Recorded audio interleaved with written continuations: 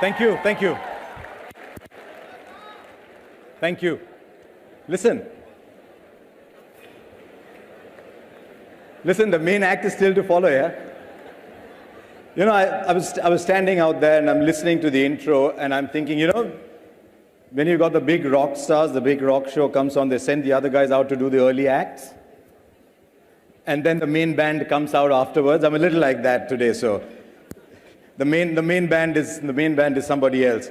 But it's wonderful. First of all, what is an undergrad college in Delhi doing with something as fabulous as this?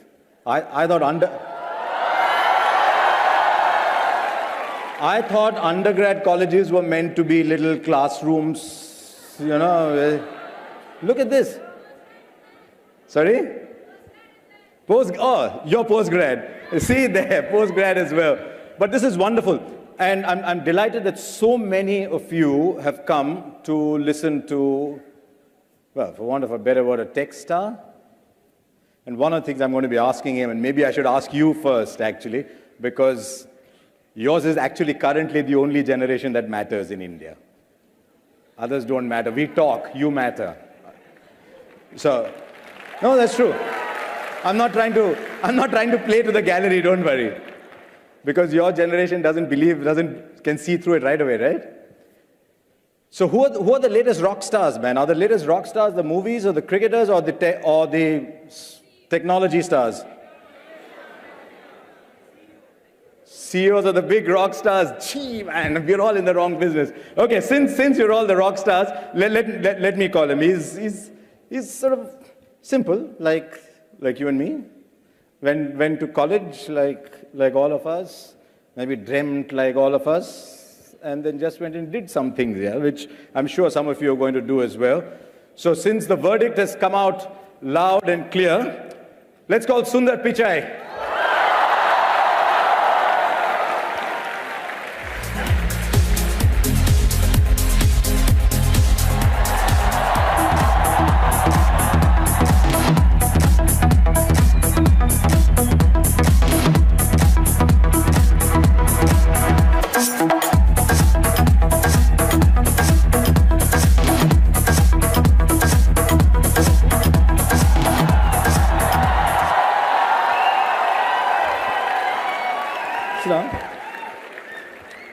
And since all of you are taking pictures, let me get out of them for a while. Come on, take all you want. I told you, I was asking him this just before I came out, and I was asking him the question I was asking all you guys, and he said, I don't know.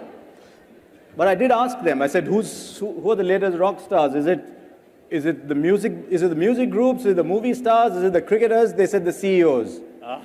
So what's it telling you about the India you're reaching out to? Harsha was one when I was growing up.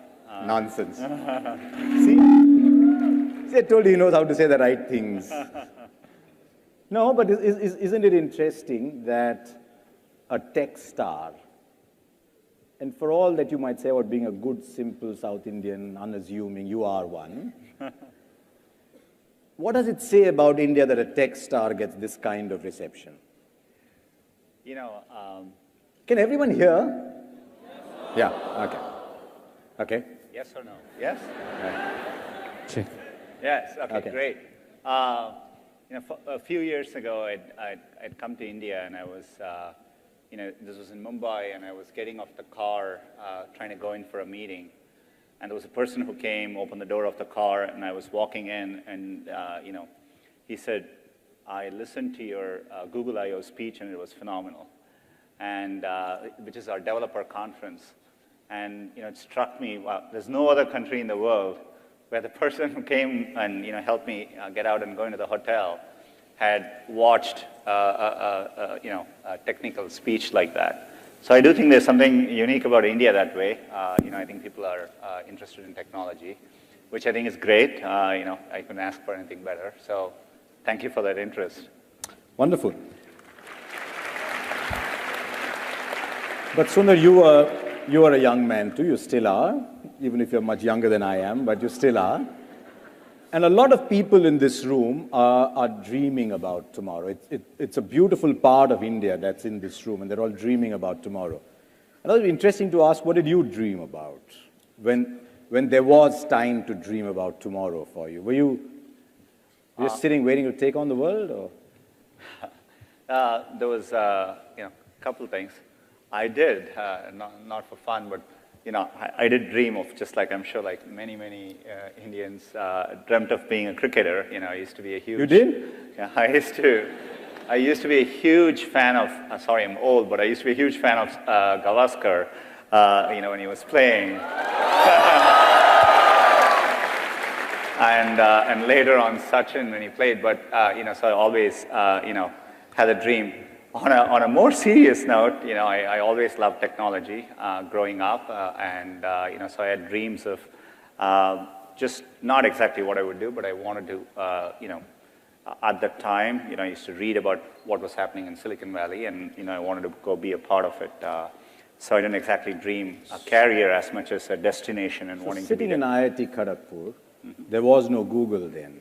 No. Okay. You're sitting in IIT Kharagpur in a room that wasn't quite as fancy as this hall is, and there is no Google, so how are you keeping in touch with what Silicon Valley is doing, and how are you dreaming? And wow, I have to think about that for a minute. There was no internet too, and it was pre all that. Mostly reading, and my uncle had gone to the States, and I was interested in semiconductors and so on. And William Shockley, the person who kind of invented semiconductors, was from Silicon Valley. So I'd read a story about him staying, working through at Stanford close to Christmas Eve, and so stuff like that. So, for what I was interested in, I knew that that's where it was happening. But now, there's a new generation that's coming, and I feel the generation gap every few minutes. Yeah. But Google and you both have to stay relevant, not just to the people in this room, but to a generation earlier than them. So how do you stay relevant? How does Google always stay relevant? It's a good question. In the technology world, everything changes in such a fast pace. Given you were asking questions about when I went to school, in the 80s, the personal computers were just getting underway. And, in 10 years from then, I just gone to the US, and the internet, as we know, came into existence. And 10 years after that, mid-2000s, when the first smartphones came into being, right? Android didn't even exist 10 years ago. And but kind of shows you how much things change. And so a lot of what we do is to figure out what that next wave is, and you have to do that. You have to reinvent yourself. Part of the reason we are all very interested in India is, it's an amazingly young country. It's a vast country. And so in many ways, we do think the trends of the future will come from places like that, so largely explains our deep interest in places like India. Just to tell you how much India has changed, there's a young man there who's taking a selfie of you from as far as just hoping that you're somewhere in the picture somewhere.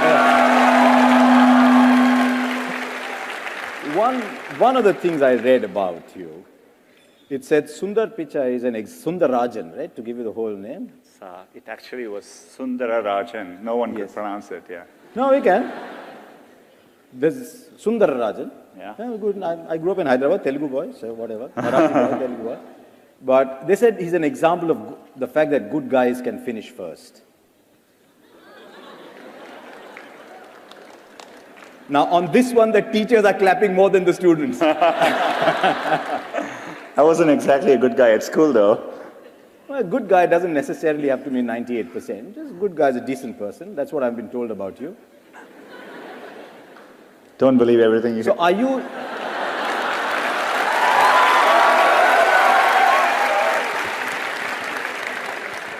And that brought more cheers. So you're not the Rahul Dravid of the tech industry. No.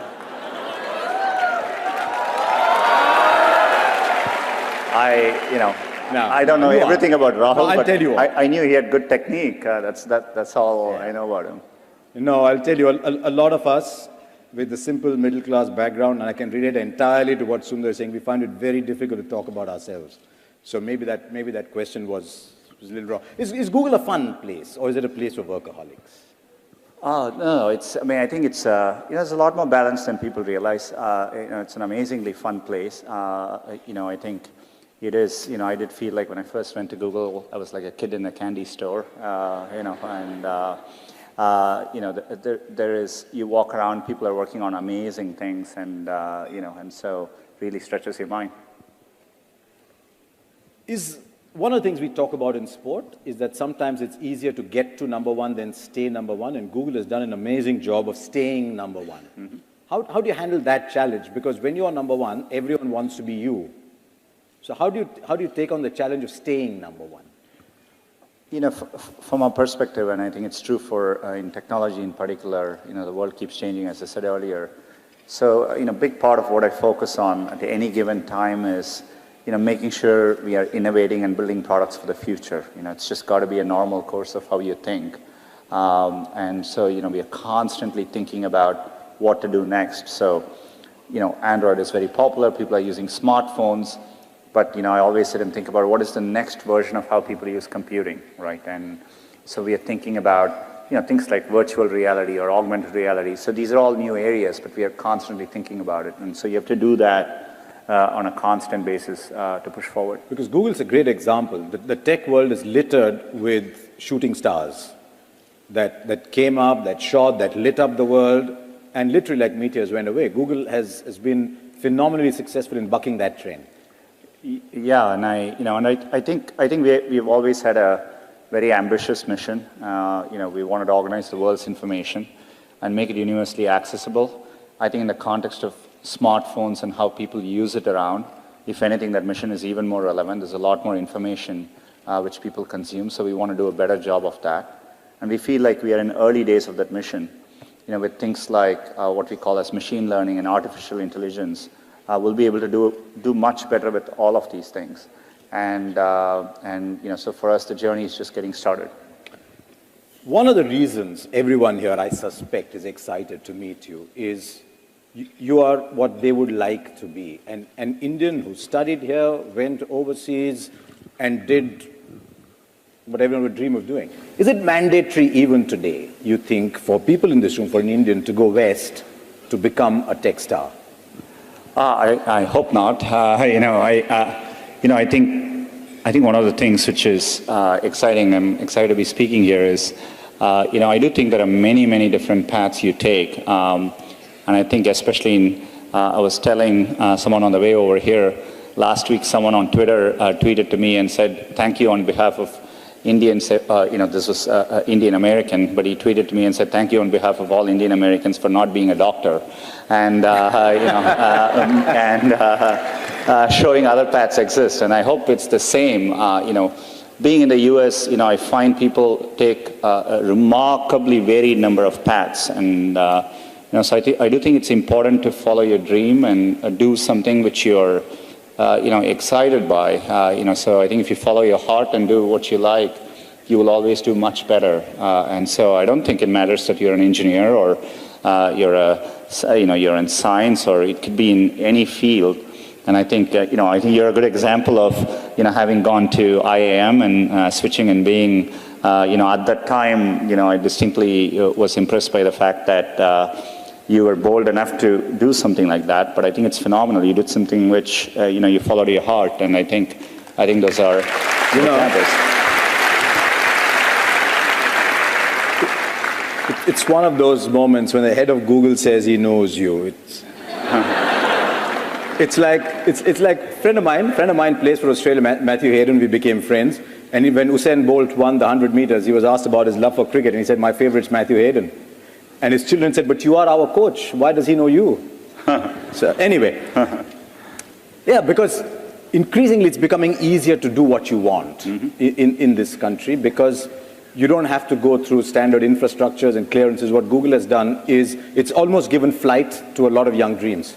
Yeah. And that surely must please you enormously, that Google is now seen as this pathway almost. It's exciting for me to see. I mean, one thing I would add is it's not just doing, another thing I've noticed over time is, you will have many opportunities to reinvent yourself. And so, so I think it's worthwhile taking risks and trying to do something you're really, excited by. And if the first attempt you don't do it, you can try again, and things tend to work out in the long run. Since you brought it up, it wasn't in a set of questions I'd worked on, but the attitude to failure in this generation is very different from mine. Mm-hmm. In my generation, to fail was to commit a crime. Mm-hmm. And yet what you're talking about is go do what you want, and there's always comebacks, aren't there? That's right, yeah. And, I think that's how, in Silicon Valley, part of the reason so many people start up a company is, starting up a company and even having failed, you can wear it like a badge of honor, right? And I think that's important, culturally, risk is rewarded. I remember when I started working at Google, if I went and, people were discussing ideas, the other people who heard the ideas try to build on those ideas. They encourage you. So it's a culture of optimism. It's a culture of risk-taking, and I think that's really important. So, okay, just a couple before we start taking questions from everybody. You talked about cricket, but you tweet about Barcelona. I'm a huge, football fan as well,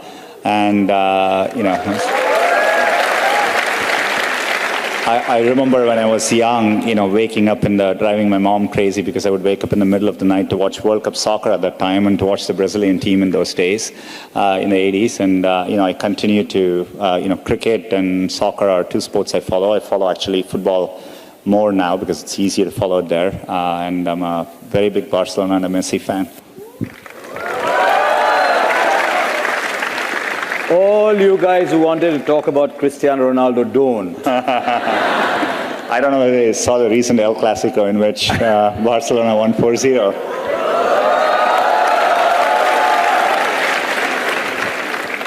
If there are any Real Madrid fans, they just have to keep quiet, right? You can't do anything.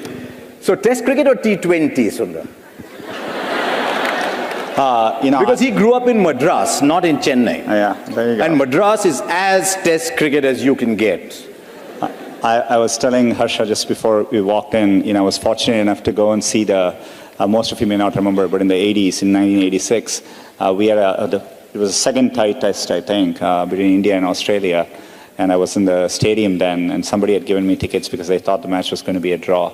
But, I always thought Test cricket was amazing. I had the time to watch it then, too. But, I followed the transition to one days very, very well. T20s, I catch it, but it was something I didn't grow up with. So, I don't enjoy it as much as I do one day or Test cricket, but, it's exciting, okay, too. Since you're here, I'm reproducing a line somebody told me. They said, in the Google era, Test cricket is threatened. In the Google era? In the Google era. Where everything is at your fingertips, everything's moving so fast. Yeah. But some things stand the test of time. So yes, hopefully they do. I'm a big Test cricket fan anyway. Yeah. Okay, one last question before I throw open the questions for you. What next for Google? And I know I'm going to come back at the end to ask you that question separately too. But there's glass, there's cardboard, there's cars. Can Google make 150 kilometers an hour bowlers? If we could do that, I would just, secretly use it to just make myself the fastest bowler in the world.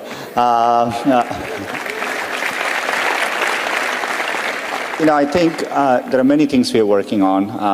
Things which I'm excited by are, most of what we do today in computer science is, by engineers coding, and these are hand-coded systems.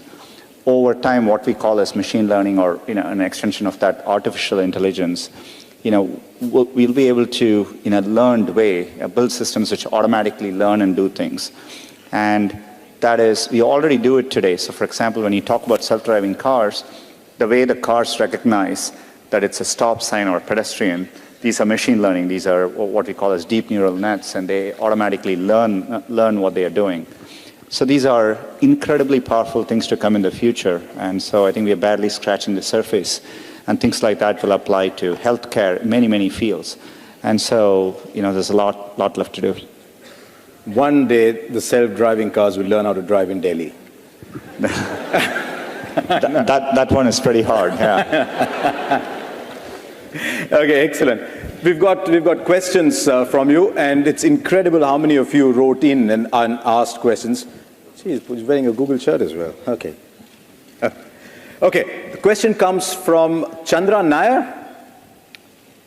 Chandra, there you are from Kulachi Hansraj Model School. Have I got the pronunciation right? Yes, sir. Excellent. Chandra, your question. My question is, what would you have been if not the CEO of Google? Wow, I would have taken, I'm not that picky, football or cricket, I would have been okay with either. I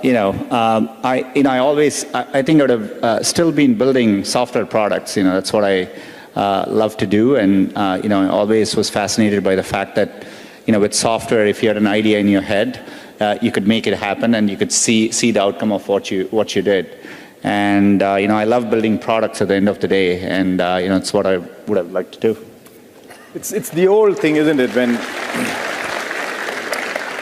remember my father telling me when we were growing up, become whatever you want, but just try and become the best at it. So if you want to build products, just try and become the best at it, don't you? Okay, I think we're going left to Soumya Joshi from SRCC. Hi, Soumya, I'm Soumya. Hi, Sundar. Hi, Harsha. So my question for Sundar is, I'm right here. There you are, yes. So my question for you is, what motivated you to switch fields from first metallurgy to management to computer science? And did you ever feel incompetent or even a bit insecure while working with people who were given more qualified in that field than you were? My background, so I was always interested in technology, and the first chance I could get to program, I learned programming, and so for me, I never thought of it as switching fields as much as when the internet started happening, it took me a while to realize the power of it, and it became obvious to me for the first time we are going to have something which could connect one day all of humanity and would profoundly transform what people did. So I wanted to be a part of that, so part of that journey. So that's how I thought of it, and so I didn't think of it as necessarily switching careers. To answer your second question, absolutely. I would actually encourage all of you. If at some point in your life, you have to work with people where you feel a bit insecure, right? That's essential, because that means you're working with people who are better than you and who are pushing you, right? And so I always encourage, if you actually feel very secure in what you do, that means you're doing something comfortable and you're not pushing yourself. And so there are many, many times I've felt working with people in a group, am I doing enough? These people seem much better than me, and I think that's an inherent part of learning.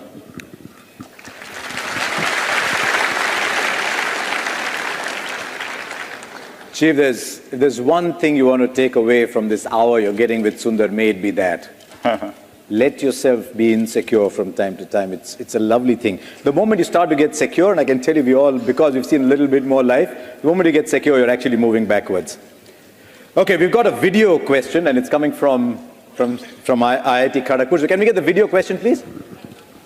Hello, Mr. Pichai. Greetings from IIT Kharagpur. My name is Hardik Katayarmal. My question is, recently startups from IITs have been on the rise, and they're set to transform India into the Silicon Valley of the East. So from your point of view, how much impact do these startups really have on India's progress, and how do you think this impact will change the face of the nation in the coming years? I'm not sure I got a last spot, but how will this change the pace of the nation in the coming years? Every year or 2 years, whenever I make these trips back here, I've always been waiting for this change in India. It was only when I came last year, I felt it very viscerally that, the startup culture had really taken hold here. It's incredible to see. For the scale of India over time, you do need entrepreneurs to tackle and build things for India and for globally. And, I think it's a unique opportunity India has. And, all the elements which you need is already here, and so I think India is very, very well positioned to do. The entrepreneurs I meet, we had, as part of me being here, along with Rajan, who heads Google India, we hosted a set of entrepreneurs, and, I spent a bunch of time talking to them. When I see entrepreneurs here, they seem no different to me than the kind of people I meet in the Valley. So intrinsically, I think India can do the same kinds of things. And as the internet becomes more mainstream, people feel more confident, you have a much larger domestic market to tackle, that'll give you the confidence to tackle not just a local market, but global problems as well. So I think we're very well positioned. would it be fair to say that the number of entrepreneurs in a system is almost a measure of the confidence of a generation? Yeah, I mean, the one good thing about India is I think, there's always been, whenever in India I used to walk around and go to some remote corner and find a tea stall, I always felt there is an entrepreneur there somewhere who saw that opportunity. So I think that streak has always existed. But I do think this generation, to your earlier point, I think is less, afraid to take risks and follow a conformist path, which is good. Excellent. I hope this realized somewhere that the generation before allowed them to do that, but that's okay. Okay, let's go to Shrey Goswami. Shrey, there you are. From Purnima University, are you? Yeah. Okay. Yeah, hi Sundar and hi Harsha. Yeah, I just want to ask that there are a large number of developers who are students and developing quality apps. And they have startups as well. So how Google is planning to help them or support them apart from GBG or GDG groups? Developers are, I think, the bloodline of software, right? I mean, like, the more developers you have, you'll have more ideas and problems getting solved. India is, uniquely positioned. There's tremendous interest in software development compared to most countries in the world. One of the things which we announced, as part of me coming here, is we have a new program underway we are investing now. We plan to do this over the next 3 years to train 2 million new Android developers. And we are doing that in partnership with 30 universities. And so I'm incredibly excited by that. And, because for me, getting that many developers out there in the workforce, some of them will be entrepreneurs and will go on to solve many new things. A lot of these people are from Delhi, maybe they're from around here, but I think you'll find that the real fever will actually come from outside the metros. I mean, I'm not saying these people don't have the fever, but it's fantastic to see how India has grown into the smaller towns, and it's grown largely because people like Google have made information available to them. So Google has almost democratized society to that extent. Exciting to hear. Okay, we've got a teacher. This way. Malini Narayanan. From Army Public School, Shankar Vihar? Yeah. All right. Morning. Sorry, I'll turn back this way. There you are, ma'am. Yeah. A special moment to interact with you. Must also tell you that we have over 200, 300 school students here, and I head the Army Public School. I'm the principal. My question to you is, the Indian education system has done extremely well. We have you in Google, and that is the proof of the pudding. We want to know, how do we now adapt ourselves to become future ready? And what are the skills and the techniques that the children now need to learn so that they have an edge over the other competitors? There are plenty of nations fielding people. So how do we get the edge over the other nations of the world? Thank you. For me, I think a way, as you said, India has a strong educational system, and there's a culture of valuing education, which is phenomenal. I think ways in which we could move forward would be, for me, if I look at what is needed to solve the next generation of problems, creativity is an important attribute. I think so. Encouraging more creativity through the educational system. Today, I do think our educational system values, rigorous academic knowledge over necessarily, being more creative in how you approach education. I think that's important.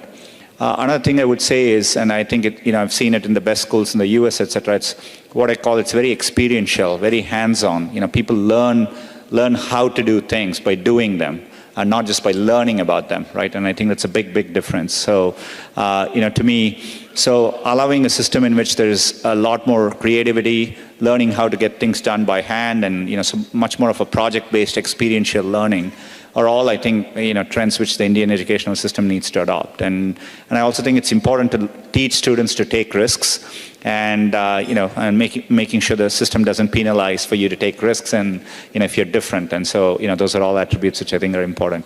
So. You have no idea how popular you just became with her students. No, but it's interesting because a lot of the time in the Indian education system, as I was getting my son to study for his exams, And he said, they're only testing me on what someone else has already answered.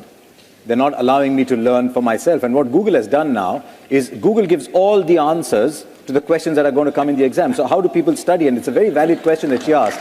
How do we study now? So the education system has now got to adapt to the fact that Google is giving you all the answers anyway. Maybe that's one of the reasons why we are very good at re-engineering, but not as good as inventing. So, okay, there you are. Thank you, Mani. Thank you very much. Okay, we've got another video question coming for us. Here's an interesting one. Can we play the video, please? Hi Sundar, why do we still not have Indian desserts as Android OS names? Like N for Naan Khatai, N for Neyappam, or maybe P for Peda?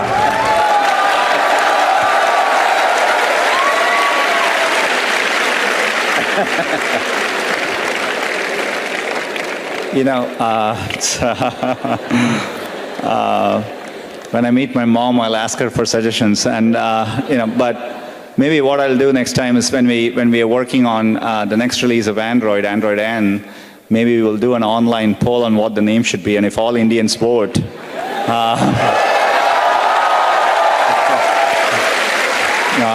I think we can make it happen. Let me tell you one thing about Indians online. The only community that ever wins online polls are Indians. Because we just have such numbers. Which is why I'm suggesting it. I suspect your mother might say when you get to P that P for payasam will be good. Though, you know, though when I was young, you know, I never liked sweets. Now I do. You know, I used to take the payasam and actually add sambar to it so that it didn't taste that sweet. Any of you did that? S is long way away. We won't wait for S for sambar. So. Okay, there's a lot of people who've also used social media to send in questions as well. So let's get the first one that's coming off the screen, and it's coming from Rishikesh More, or using the hashtag #AskSundar.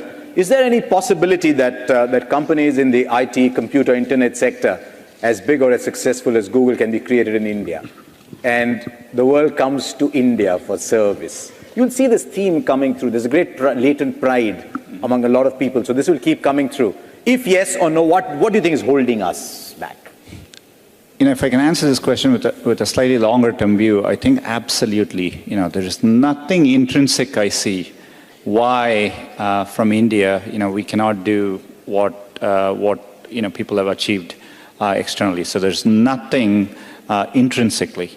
You know, there are probably a set of structural reasons why it hasn't fully happened yet, but you know, those barriers are slowly going away, right? And a big part of it is, to the earlier question, a culture of startups and risk-taking. And I think, you know, India's historically had a much more of a professional culture and a culture of entrepreneurial approach. You know, it's been very, very exciting to see.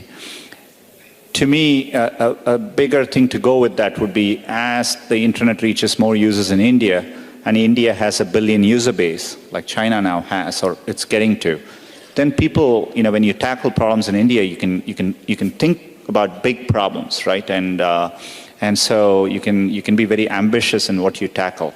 And the part of doing that is what leads to big global companies. So I am absolutely confident this will happen in India. It's just a matter of time. It's not, you know, so it's going to happen. One of the things you do very well, and you must have done in your personal life at some point, was to think big, think scale. Was that part of you? Can that be learned? The ability to just think of something big, think scale? Or was the environment around you after you traveled to the US, did that nurture this ability to think big? And maybe that will be part of the answer that Rishikesh was asking. Yeah, I mean, it's a good question. Some of it is, you know, I do think Google played a big part in it. You know, I think at Google always, you know, we used to think about solving problems. You know, always what we would look for is, will it one day apply to 1 billion people, right? And so if we did something, will it work for 1 billion people? And we wanted to work on problems which people used in their everyday life. And so we always asked those questions. So everything we did, you know, when we worked on even simple things like, at the time, Google Books, the approach was, what if we could scan all the books in the world and bring them online? And so there was an inherent assumption of scale in everything we taught, and so that really helped shape my thinking. Excellent. So guys, think scale. Okay, we're going back. I think where's Sushma from the North Cap University? Sushma, you around somewhere? Yeah. Hi. Ah, there you are. Hi.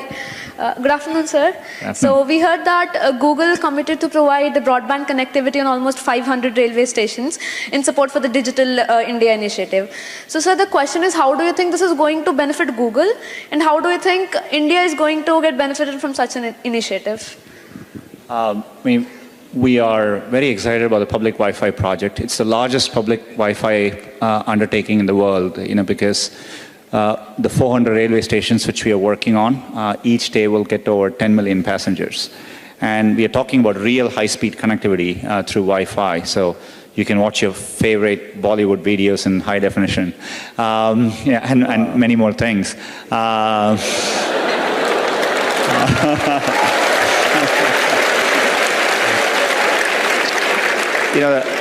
The reason we are doing it is, in India, any time I felt, when you bring access to the internet, it literally changes people's lives. And doing it in public places like the railway stations will expose many people to the internet for the first time. And so that's why we are very interested in doing it. I think a lot of things in India is about driving awareness. And, if we are serious about getting the next, for all the scale and potential of India, there are still 1 billion users who don't have connectivity. So how do you go towards making that happen? And, it's a long journey, it's a process, so we want to figure out many different approaches to it. We think the railways Wi-Fi would be one big step in that direction. Excellent. Remember some of our own train journeys, and gee, what would we have given to have had Wi-Fi on a train journey? Wow, then? yeah. I used to take the Coromandel Express from Chennai to Kharagpur, and at that time I wasn't worried about Wi-Fi. I was worried about getting food on the way, but Wi-Fi would have been awesome. So Kharagpur is known for two things, really, wasn't it? Kharagpur is known for the IIT, and Kharagpur is known for the longest railway platform. When you had to carry your luggage all the way and you got off on the wrong end, it wasn't that much fun. It'll be a big platform to provide Wi-Fi, though. I hope we do it. I'm not sure whether it's on the list of 400, but hopefully we do it there. Okay, here's a question from a lady from Miranda House, Delhi University. She couldn't be here, so we're asking the question on her behalf. Shreya Verma. What will Google do to involve women in technology? There are very few women in the app ecosystem. It's a global problem. I think the problem is particularly pronounced in India. We do see, women account for less than 1/3 of internet usage, and it's particularly worse off in rural areas. One of the things is, we did an amazing pilot project in which it's called Internet Sati, where we literally had women drive these bicycles. And these bicycles are equipped with, just with a set of smartphones in the back and a tablet. And so the women go from village to village, and we have done this in 1,000 villages. And they teach other women, how to go online. What does it mean to go use a smartphone and connect it? The thing which you find striking is most women in rural areas don't think the internet applies to them. They think it's something for their husbands, for their sons. And, so there is a big learning that's needed there. To me, every time, it is one of the most important things we can do as a country, I think, is to help get these women online. There's a lot of people working on it. We are happy to play a small part in this. We just announced that we would expand the program, which we are doing in partnership with Tata Trust. We would expand this to cover 300,000 villages in the next 3 years. That's half of the villages in India. And, we'll be working with the government to make it work more effectively as well. But helping get women online, I think, is an incredibly important thing. And if we do it better, I'm sure there'll be many more women developers one day when I come back. There's a point of view that India's next big leap will come when more women enter the kind of things you're talking about as well. So hopefully, all you young women, get into apps. Get into apps and take the message around as well. What we are seeing, though, is in the 10th standard and 12th standard exam, and guys, you don't want to hear this, But the girls are beating the boys hands down. It was true, and I was there as well. Okay, Ruchika Salwan from the Department of Computer Science, University of Delhi. There you are. Greetings, sir. I'm honored to interact with you in person, and welcome to India, first of all. Sir, my question for you is, how is your vision for Google different from that of Larry Page and Sergey Brin?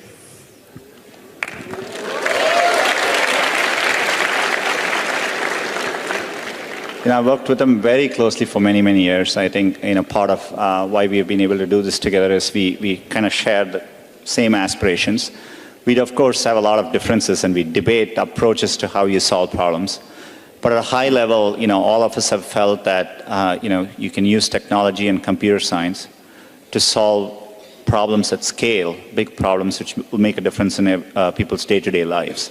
We've always been interested in doing that. So that's the common thread by which we have thought about problems. And so I do, I share a lot more in common than not. So. Didn't you ever sort of get up one morning and say, you know what, these two guys produced a world-changing company, and they want to give it to me? They're still very involved. I think they are equally ambitious, and they want to do a lot more with it. But I think for me it was truly a privilege to get this opportunity, and so I'm excited for it. Okay, we've got another from social media. There's 2 or 3 guys who've sent in this question. So can we get it off the screen, please?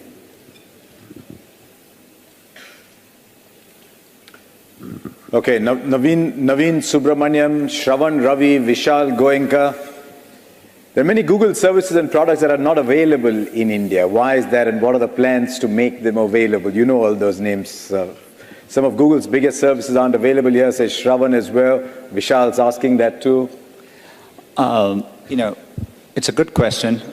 We do work hard to bring our services to India. So, for example, I see the question has Project Loon, and we are working very hard to bring a Project Loon experiment to India to start with, and it's part of what I came here working on. So we are working very, very hard to bring everything we want to India.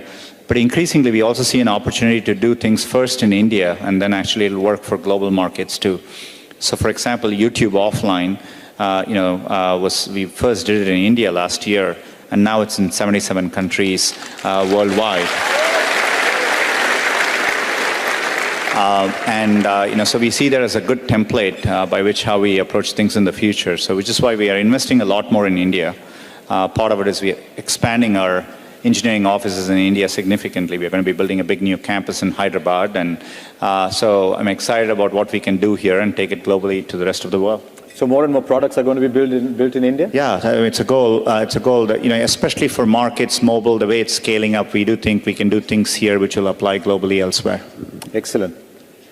Everybody, get on, buy your tickets, go to Hyderabad. Okay, from Amity University, where's Jassing Bhasin? Hey. There you are. Hi, Sundar. Hello. I have an interesting question for you. I had read somewhere that you have unusual gift that seemed a little more than a curiosity when you were a child, but has served you incredibly well in adulthood, which is insane numerical recall, and can remember every number you have ever dialed. Is it true? It's no longer true, but at the time when I was in India, we were lucky because the phone numbers are only 6 digits, so that helped. And Google didn't exist then, so people all over my family and friends, if they wanted to call a phone number, they would just ask me. And so I just got used to the habit of remembering every phone number I had called or I had heard about. But when I went to the US, the phone digits were, first of all, 10 digits, so made it much harder. But as soon as I got a smartphone which started storing phone numbers, I stopped thinking about them. So I can't do it now, but I used to be able to do it a long time ago.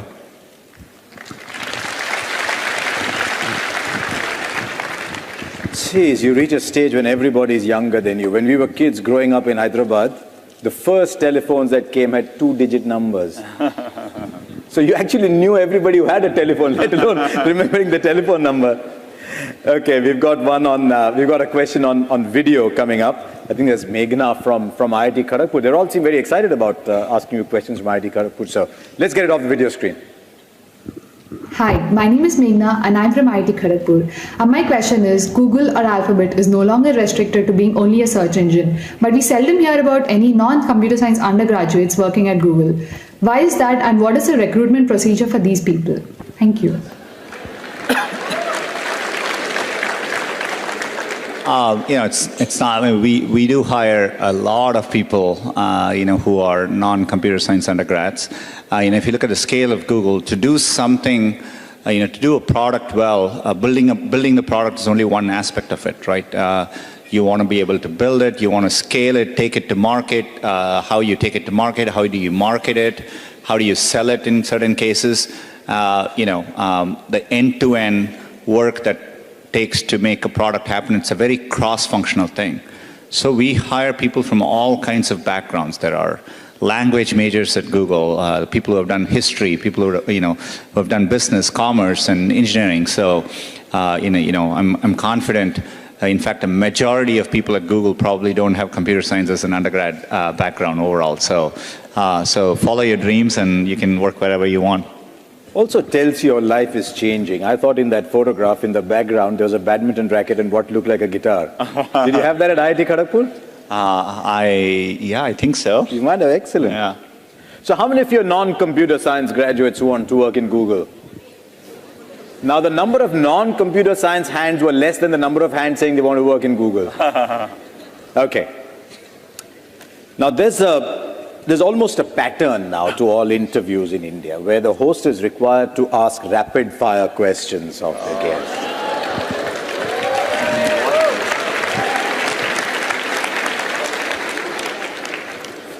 These are not my questions. The only condition is that the questions will be asked quickly and the answers are short. Okay. But your answers are always short. Okay, here we go, Sundar. Okay, rapid fire questions. When did you buy your first phone? Smartphone? Any phone? Not the one in Chennai. The rotary phone. It was a Motorola StarTAC. This was probably 95, 96, yeah. And the first smartphone? I thought it was a smartphone, but the first smartphone I bought was probably in 2006. Actually, here's another question. How many smartphones do you have? Because I think you'll find the average in this room is not one. I test probably in my house there are probably 20 to 30. I shouldn't admit it. That is such disastrous news for kids who don't buy their own phones. Okay. Do you think coding should be made compulsory for everyone? I don't think it should be made compulsory, but I think it should be strongly encouraged. Yeah. So. What was your first software project? Oh, just learn.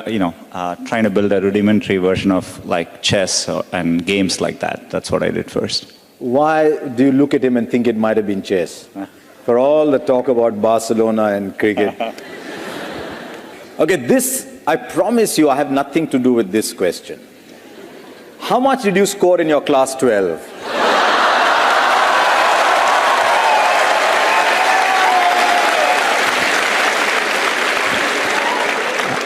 Not enough to get into Sriram College of Commerce.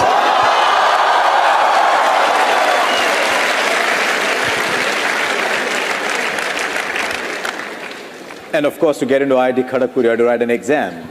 Yeah, but it wasn't based on my class 12 grades, yeah. How important are class 12 grades anyway? No, it's a serious question because when we were growing up, class 10 and class 12 grades were everything.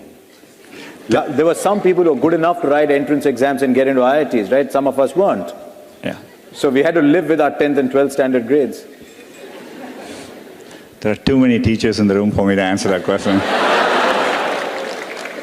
Okay, last one. Where do you see Google in the next 30 years? I think it's a long question. I just want to make sure the next 30 years we are still able to work on problems which really work for people on a day-to-day basis, hopefully at that point serve all of humanity in a profound way. So that's where I want to be. And that is important to Google, isn't it? It is. It is a core part of at least what drew me to Google. I think the chance that we could work on products which would one day, reach everyone in the world. I didn't have access to computing growing up, and once I got access to it, it changed my life. And so I've always been interested in, this is why we work on affordable Android smartphones or Chromebooks, and being able to reach everyone, I think it's a foundational part of what we do. It's 2 o'clock. We've got our last question coming up, and it's coming off our screen.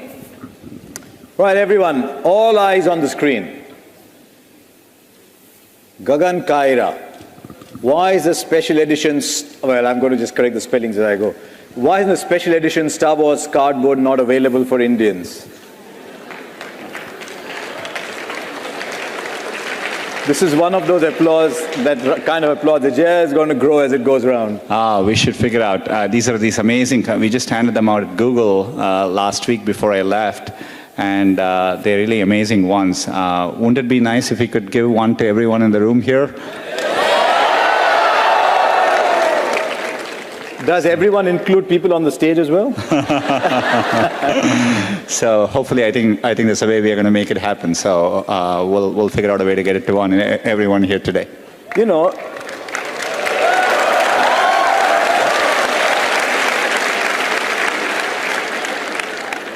It's so typical of you, as I've got to know you in the last hour, to make a huge announcement in such an understated manner. So everyone's going to get one, guys. What do you think of that?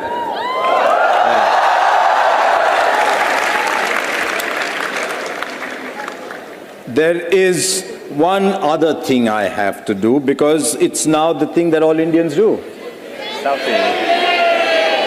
But you don't get to take it, I do.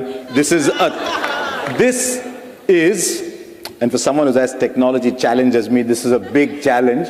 This is a 360-degree selfie. Okay, so I'll take a couple. I don't know if you can stand that far apart, but I'll aim it at you. It's okay if I don't get in, but if 360 I will, I guess. Okay, there you are, and I'll come closer. Sit. This is everyone's fanboy moment. Yeah. There you are. It's incredible. I saw some of these, and for someone as challenged as me, it sort of blew my mind to do a 360-degree selfie, which means everybody is in it. So, there you are. Thank you very much, everybody. Thank you, all of you there as well. Thank you.